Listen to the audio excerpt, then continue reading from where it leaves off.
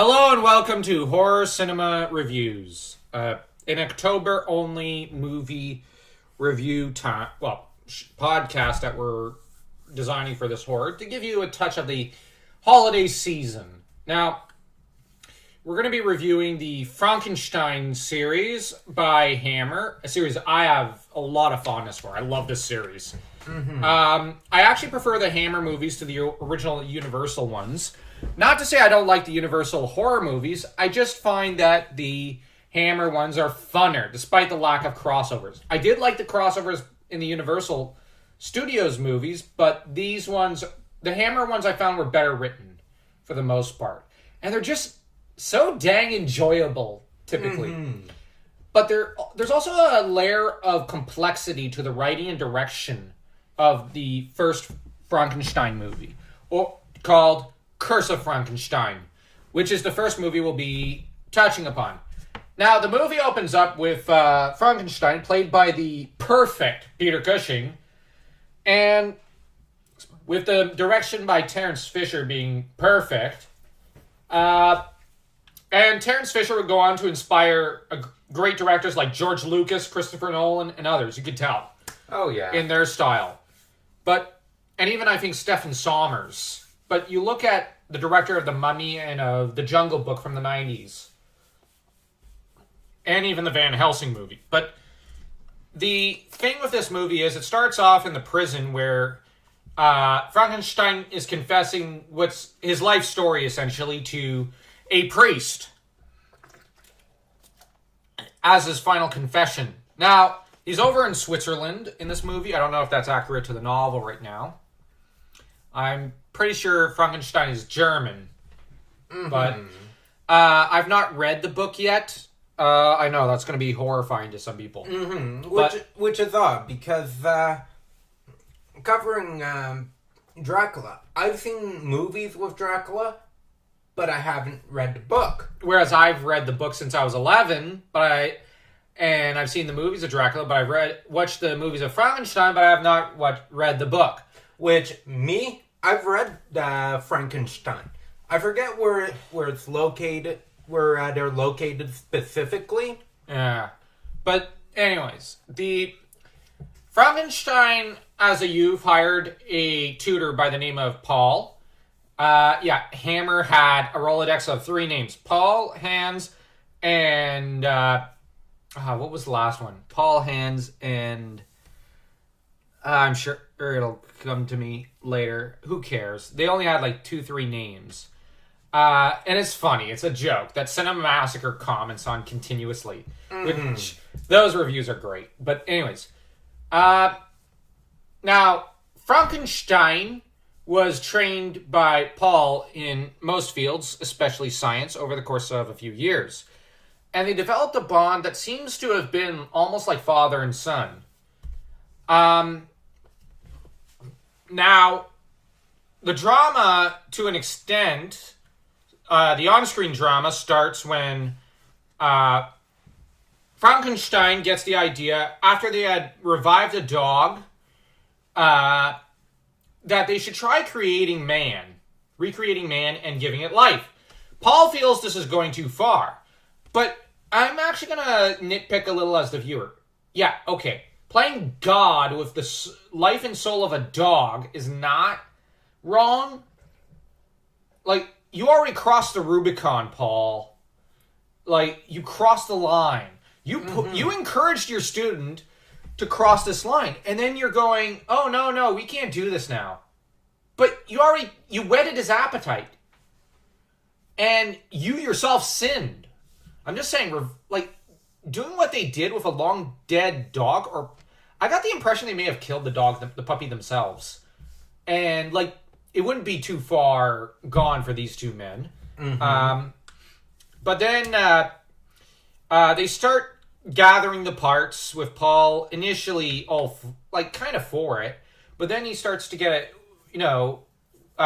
wet feet about it. And, cold feet about it. And then Paul is introduced to Elizabeth, Frankenstein's intended and cousin, whose mom was a gold-digging lady who got an allowance from Victor's generous mother. Now, the thing is, Elizabeth at first goes to approach Paul thinking he's Victor, which makes no sense. He doesn't look anything like Victor used to. Way older. Yeah. And he does not have the same, facial symmetry. Sure. So you could tell already from the beginning. Now, you could either look at it as she's a bit ditzy, but this is in contradiction to the ending scene of the movie where her and Paul are evidently lovers, so that it's obvious she knows it's not Victor, and she's already making her moves. Now, Paul from the start is smitten with her and tries to scare her off from Victor. And it's very, the actor does a great job, and it's very evident he's jealous. That and the way he keeps fingering the wine and he keeps downing it and treating the place like it's his own, loafing about like it's his own place. He's already been liking the position of essentially Baron. So, no offense, but Paul's no innocent in this movie. I've seen, for example, Cinemaster compare him to, Obi-Wan Kenobi. But I would say this is more like Palpatine and Anakin than Obi-Wan and Anakin. And the relation where Paul was a corruptive influence over Victor from the word go. Mm-hmm. But the thing is, Victor corrupted himself as well. So, and Elizabeth, it's weird, but she's no innocent throughout the movie, as some of her later actions really show her to be a bit of a political power player in her own right. So there's a lot of drama that's in the subtext that I got the impression, and if you look later in this movie series, it's very, it's confirmed, especially in the next movie, and I think the fourth one, that you've got, you got a lot of power playing being done between the three of them behind the scenes. But Victor seems initially blind to it. With Victor currently sleeping with the maid and planning to also sleep with Elizabeth, why not have your cake and eat it too? The problem is he underestimates Elizabeth, who's been raised by a gold-digging witch, who that lack of stability and that depends on the Frankenstein family for an allowance has obviously shaped Elizabeth into a ruthless woman who doesn't want to live that way anymore. And she sees in Paul a tool to, execute her ambitions of becoming the Baroness, the only Baroness. No Baron. Mm-hmm. But Paul sees marriage with her as a means of becoming Baron. Now, this kind of means that Paul's objections, he keeps saying, I will leave this place and never come back. But then he comes back 2 hours later and he's like, yeah, okay, what do you, you can't talk me into these experiments anymore. Then he goes and helps out. His arguments and his refutations are, as the movie progresses, seem weaker and weaker. Mm-hmm. And, almost every time you have him, either with fine clothes in his box, fingering fine clothes, or with wine in, a gold goblet. So that's yeah, dude, this would be much more convincing if your clothes were slightly more austere, and if your cup wasn't a gold goblet, and if the wine and brandy you were uncorking wasn't the finest in the land. Mm-hmm. It's dude, you're living like a king. Mm-hmm. So before you go saying I don't mind leaving. Your behavior suggests, and your actions, even as you're talking, suggest otherwise. Now, the monster is dumb in here, unlike in the book. Again, because, that's typically the norm with these movies. The movie deviates so far from the books, but not in a bad way. The horror is really in the political drama in some ways, and just how vile the three main characters are. I'm just saying. Even the maid, who should be an innocent, is kind of... she's not exactly an innocent. Mm-hmm. And the thing is, at the first chance, Frankenstein disposes of her. Now, when they find out that here's the funny thing. The Frankenstein monster, at one point, escapes, murders a poor blind old man and his grandson, but neither Paul nor Victor seem to care.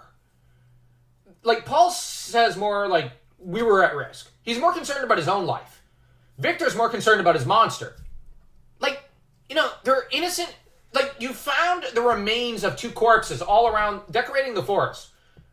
And neither of them care. It's like I think the monster, from what you said, Adam Frankenstein, the intelligent monster from the novel, would just look at these 3 and go, okay, you all die. You're all monsters. Like, yeah, because he starts off as the dumb creature, but he learns. I think he'd be more disgusted in some ways by Paul and Elizabeth in this movie. Oh, yeah. Because in some ways, they're worse than Victor, and that's saying something. Victor at least cares about his monster as a father cares for their child. Elizabeth and Paul? They don't seem to care about anyone. Because Adam might be offended by the death of the blind old man and the child. But, like, Victor and Paul are basically saying, who cares? And it's fascinating. And, like I said, the writing and direction, and this is purposeful, that you have all 3 basically acting like vultures with each other. It's fascinating. But then you get Victor who revives the monster. He's obsessed. I love Peter Cushing, how he just puts the gloves on and, I gave you life once. I will restore it. You will be perfect again. This time I will not fail. And it's just, oh boy. Now that said, like, even in the scene, like, at the end when Elizabeth is, at the end when Victor rejects her and says, oh, come now, Elizabeth, we're not young sentimental lovers. After their wedding, she doesn't even seem hurt. She seems more indignant, like, darn, my charms don't work that well. Because she is a very pretty woman, but, like, I'm just saying, it seems, if she was hurt, there'd be, but Victor. But instead, she just huffs, stomps her foot a little, and goes to stomp off into the waiting room to fume. Yes, because one can ask the question, the curse of Frankenstein, wouldn't it be obsession? Explain. For example, Victor's obsession with the monster. Yeah, Elizabeth and Paul get obsessed with the money. You have Victor that was obsessed with Paul, and Paul that was obsessed with Victor for a while.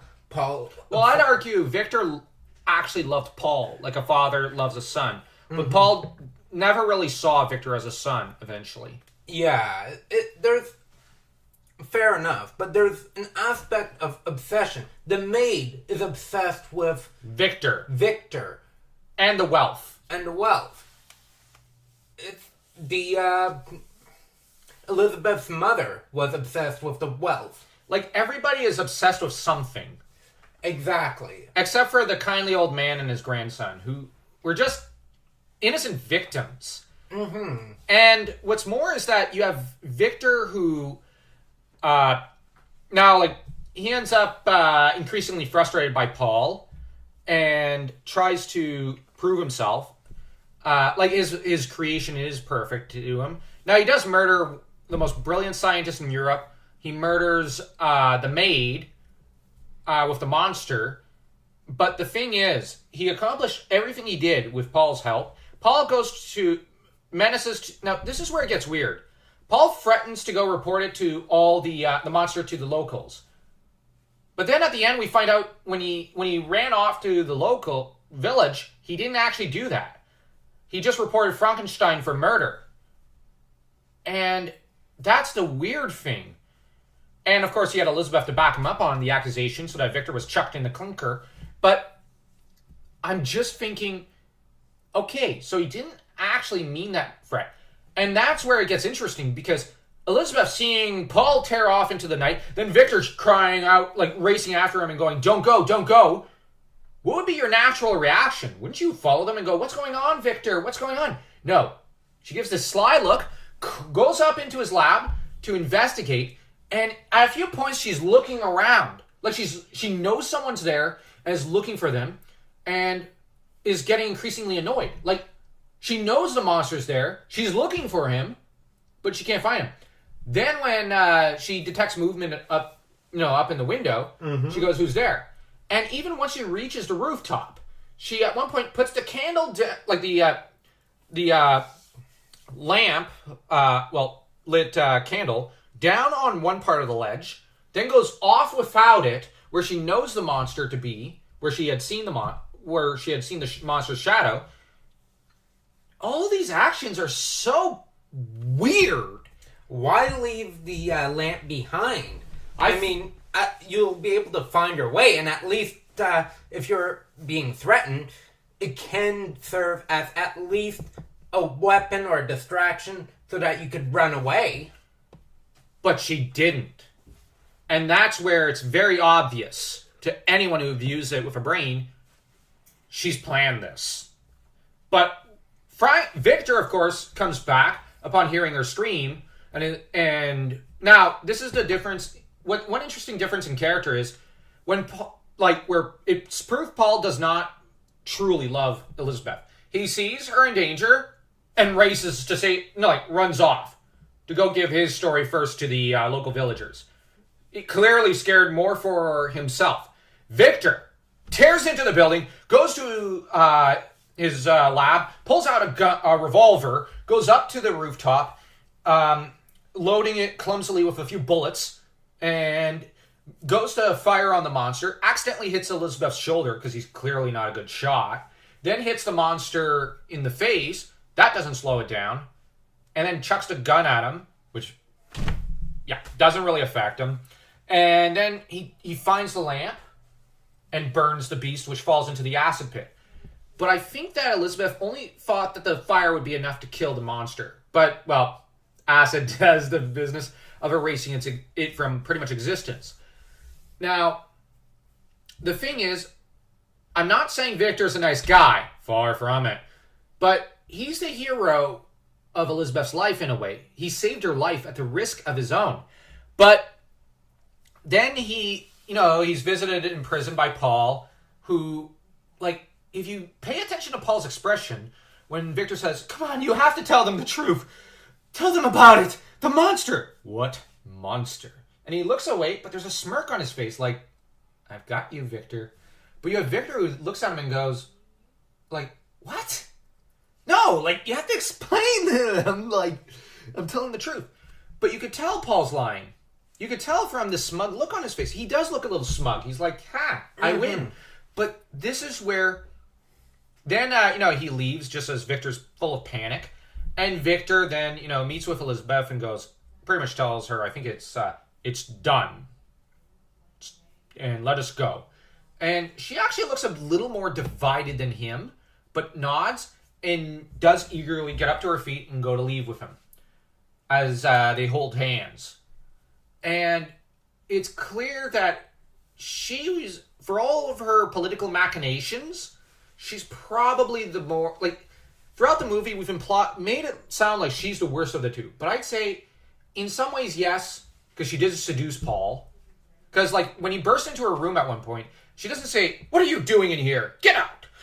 "I'm barely dressed." No, instead, she, lowers the bed covers. She's got some cleavage on her and goes, "Paul, what is it?" She's used to him in her room. Mm-hmm. That shows she's taken him to bed already. And Paul, she's not even properly dressed. And Paul, just spares a brief glance, and that's it. And takes her hand in his. They're already accustomed to intimacy. So, but the thing is, Paul seems to have become corrupted more than her. And that's really the interesting point. Paul, kind of corrupted Victor, who became worse than him. But then Elizabeth sought to corrupt Paul, who became worse than her. And, it's really interesting. This movie is almost a political drama between the three for the barony. Now, we also learned at one point throughout the movie that she had gone to visit the constable without the baron. Now, in the fourth movie, I think it is, it's revealed that the constable had raided Frankenstein's castle later, when he had departed. and was in on a conspiracy to oust him. So, here's my proposal for the timeline here. She went, formed a deal with him. When Paul left for a while from the castle, he was actually in the village, helping organize things with her and occasionally meeting up with her. But that I would propose that she did not use her feminine wiles on the constable or one of the other officers, because she doesn't need to. They're so greedy, they wouldn't... Yes, they'd lust after her, but she's too savvy a political operator. But Paul, she did need to seduce. Mm-hmm. Because Paul lusted after her almost more than the money.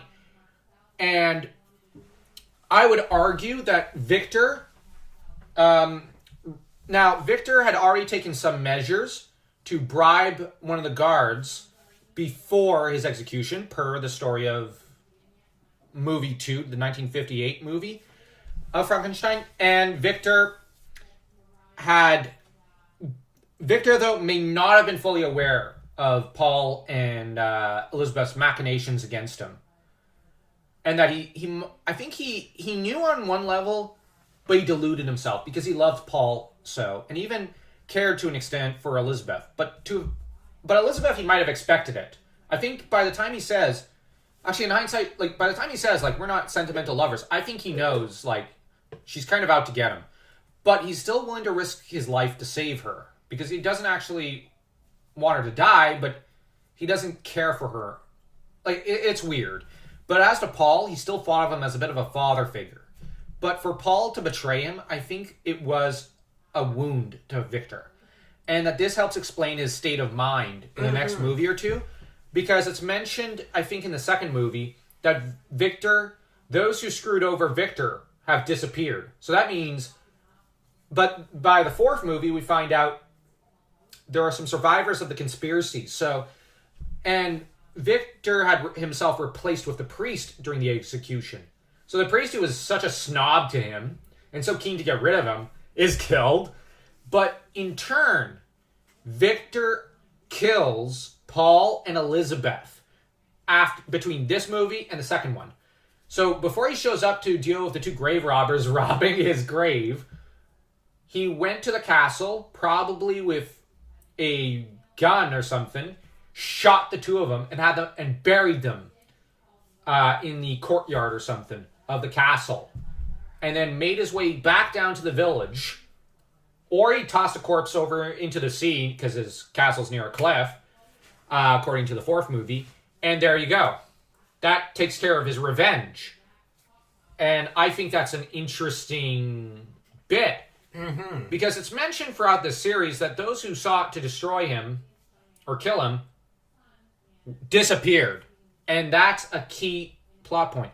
Now, I know you can watch these movies, as individual movies. I like to watch them as a series.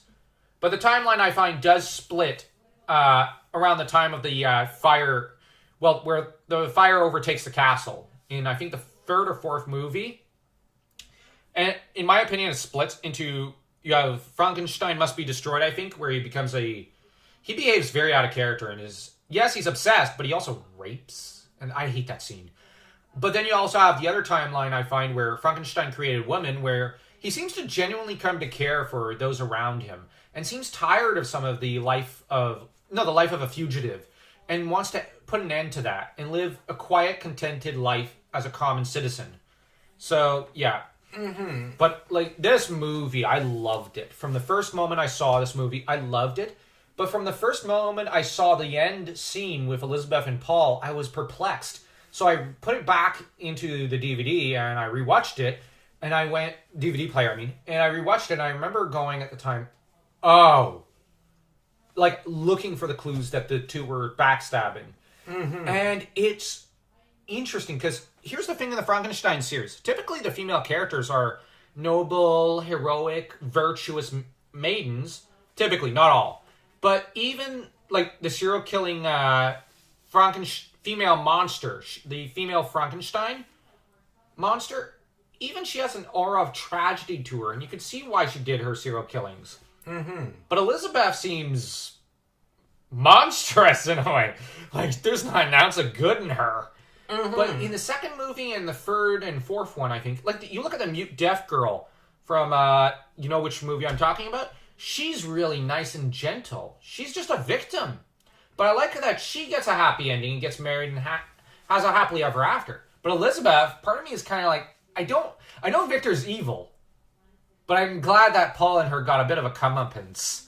And that's the thing about Curse of Dracula in the movies.